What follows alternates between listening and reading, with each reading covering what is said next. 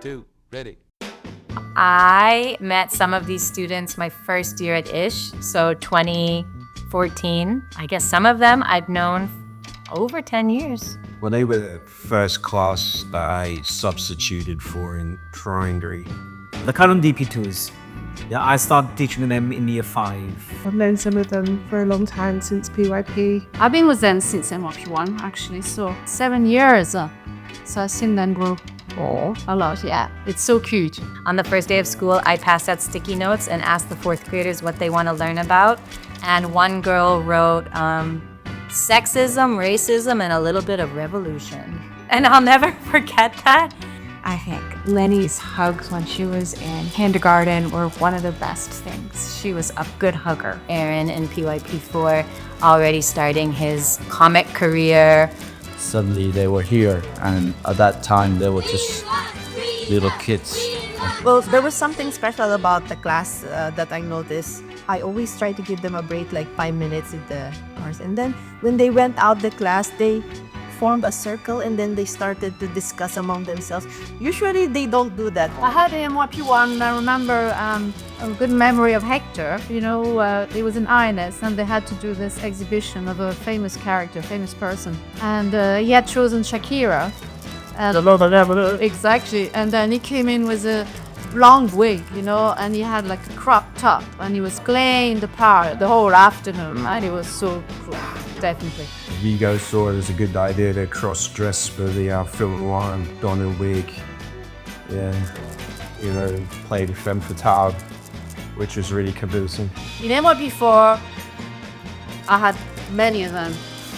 Ooh, they were definitely testing my limits, some of them. That I won't name today because it's celebration, but... I mean, they made an impression on the Corey, didn't they? But Yeah. Then there's the famous axe story. A former student suddenly bringing an axe. From his grandmother's garage. Yeah. No. For the movie. story about an axe. Is this the group with that axe? Oh. But when I was told the story, I wasn't surprised that it happened. The student had us all enthralled because he wanted to take it home by train. He wanted to just put it into the locker, an axe in a locker and then an axe on the train. Yeah, every did what that happened. So, but entire drove by bus to his grandmother's house to return the axe. And don't forget the fire. Biggest fire ever fired up. If you have ever watched Castaway with Tom Hanks, remember the fire lights on the beach. Were there any axe-like stories? I mean, I have a little axe, but it's not an axe per se, but my ASL students have been eating expired chocolate powder for months. And it was not an experiment, it was their choice. Oh yeah, that's right. Yeah, I've seen that. Yes, absolutely. It's in the locker. Yeah, you see a little bit to the and yeah, but With that part, there's like any... no, it's just eat like that. Yeah, yeah.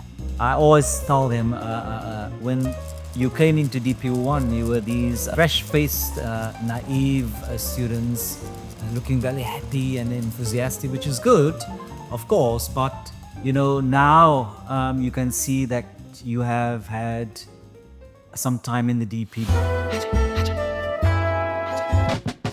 So I remember my first memory of them is when we took them on a retreat, and it was my first year, and we did an activity, and it was like a circle, and we had to share and talk about, you know, what we have in common. And then it's this like feeling of community that came out of that. And I thought, these are going to be amazing students. They're accountable, responsible, funny. They know when other people are funny. I get to be proud of them every time we're in the staff or...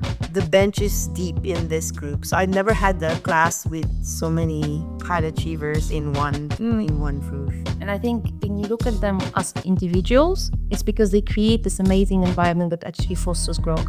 So because of that, all of them grow.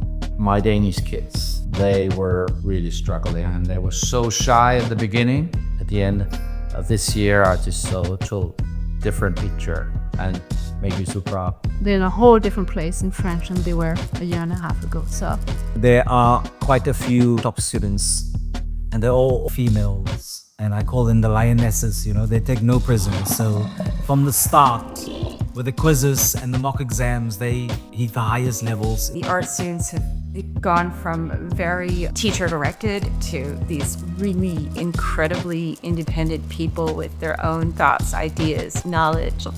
They're pursuing things that I never thought I would see in the school before. And I think this support and growth really also started in DP1, maybe as the new students. We had so many lovely new students join.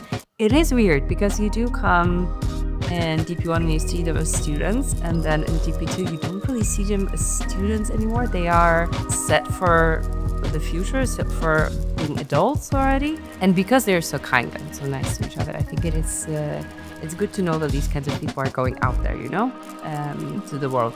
I've noticed that no matter how long I've known the students, they always grow up significantly between DP1 and DP2. That's a real big change, and that's when they really become adults, and you can see how bright their futures will be. And this cohort's been extremely ambitious. I can see a lot of them becoming very successful just because they have that self-driven nature. They have that ability to take initiative and speak up for themselves. I think we're going to see a lot of success stories. I think we're going to see people who get out there and shake things up a little bit. They're amazing. They're straight up like geniuses, one by one. I am extremely proud of each and every one in the class. They have come such a long way. The things they have achieved, where they started and where they are now, it's incredible. It's a transformation. And they've all been so on top of everything, you know, asking questions, being critical,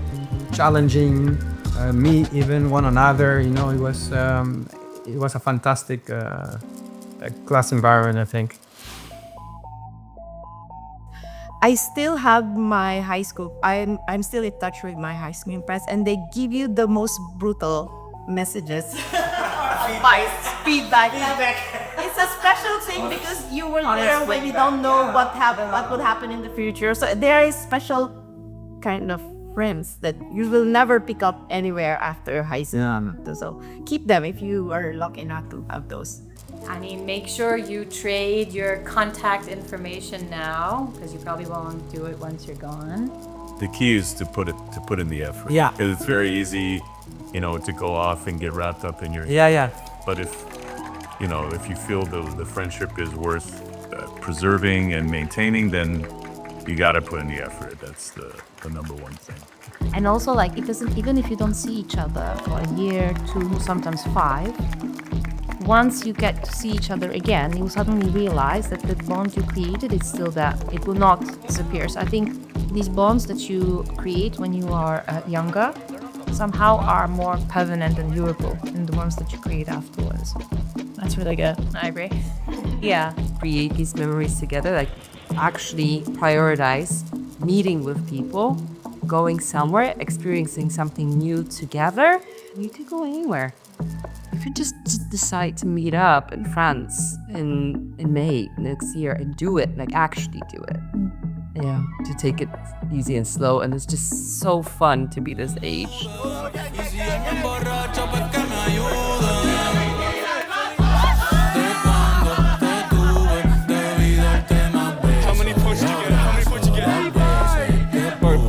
PG. I'm having time of my life right now.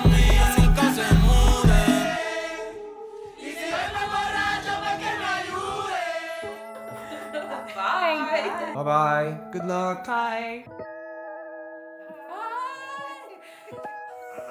Bye. Au revoir.